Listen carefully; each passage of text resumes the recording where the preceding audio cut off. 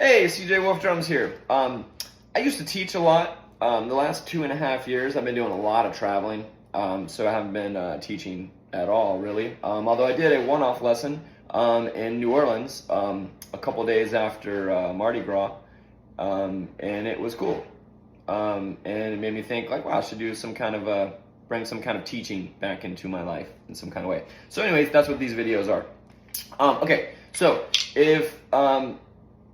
if I only practice 3 things, like my practice time, I used to practice like 10, 15 hours a day, if you'd let me, for years and years. Just lock myself in a room. I loved it. It was like meditation. But anyways, if I was only gonna practice 3 things every day, or like even like a warm-up, it would be the single stroke roll, double stroke roll, paradiddle. You've probably heard of those 3 things if you've been involved in drumming at all or had a lesson.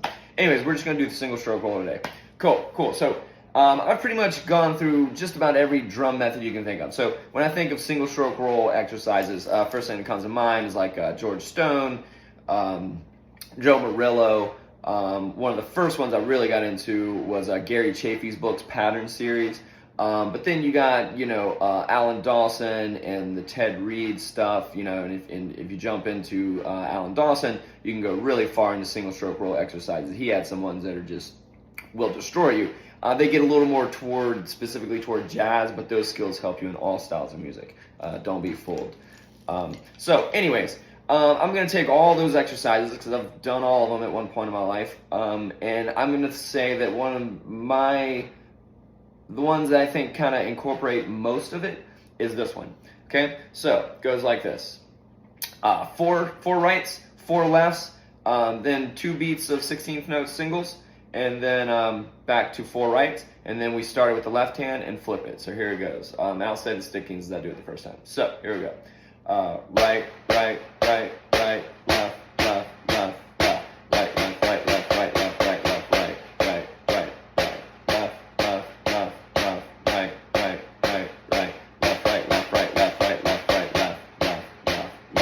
and what I like to do with this exercise is I'll start it really slow, like around 60 beats, 60 beats per minute on the metronome.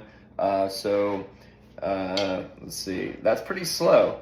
But when you practice things slow, that gives you time to consciously think about what you're doing. So if I was doing that 1 and 2 and 3 and 4 and 1 3 and 2 3 and 3 and 4 and 1 and 2 and 3 and 4 and 1 3 and 2 3 and 3 and 4 and 1. Now, what are we working on here? Really what we're working on is being in full control of the stroke. None of this throwing the stick at the pad and letting it bounce somewhere. That's not what we're doing. We're controlling every stroke. And I don't care if you're doing traditional grip or match grip. It's all the same. You control every stroke, right? You want the wrist to be bringing the stick down, feeling that impact, and then pulling it back up, right? All with those wrist strokes.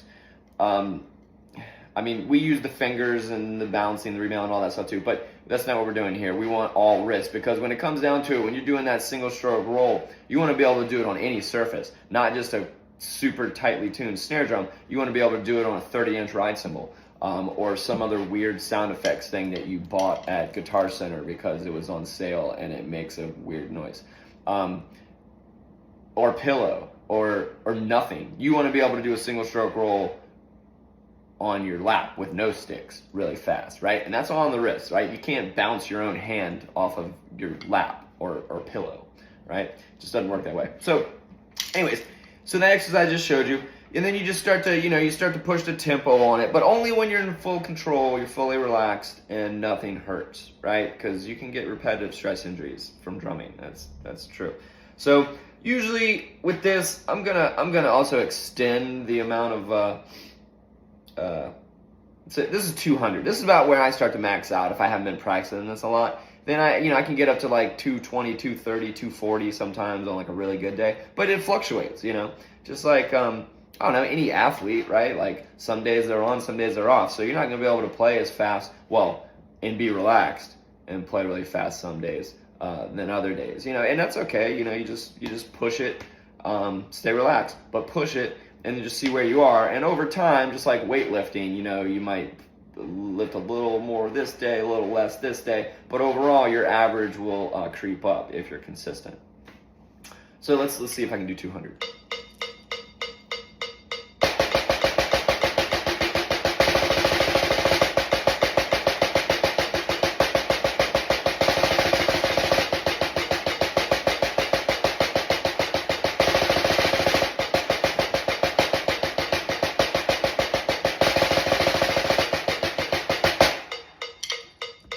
Cool. Anyways, single stroke roll. You should be practicing the single stroke roll every day.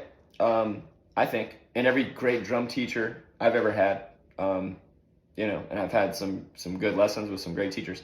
Single stroke roll. They always talk about it. A lot of drummers sleep on it. They always want to do the diddles and the diddle this, diddle that, but yeah, single stroke roll is kind of where it's at. Like when you see, like, I don't know, just some of the greatest drum solos in the world, they will break down a single and they will build it back up, and they'll take your breath away. Quick aside here, when I first demonstrated the exercise and I said the strokes as I played, that was doing it for 2 beats.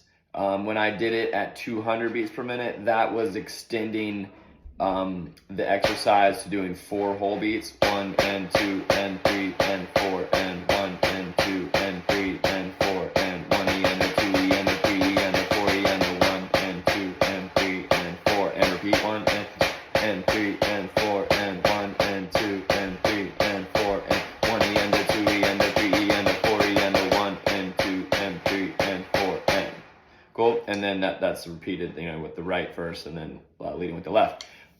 So that's kind of like the bread and butter of most of the single stroke roll exercises that I've come across throughout the history of teaching drums, is you keep extending the amount of times that you're just doing repeated single strokes with one hand, right? Because that's how you're getting stronger and developing the weaker hand, which for me is my left, most people I would assume, developing that. Because if you take one hand and you're doing this, well, if you do this one in between,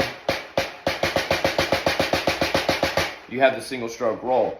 And you can't just sit there and just squeeze out the single stroke roll as fast as you can. That's not practicing a single stroke roll. Really, it's about developing the weaker hand to catch it up with the dominant hand.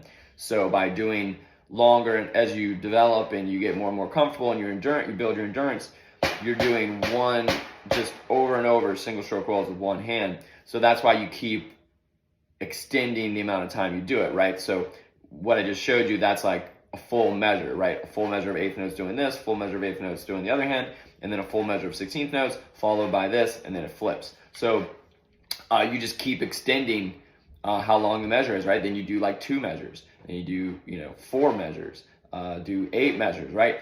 And because some of those Alan Dawson single stroke roll exercises, you'll be doing single rights or single lefts. You'll be doing those, and sometimes, I mean, he would say like count up to like 164 before you switch hands. And we're talking exercises that take you an hour plus to get through if you're doing them right. Some heavy, serious practice time. So, anyways, see you later. Anyways, follow me for tips, tricks, and ways to get out of homework. And yeah, I'll be around.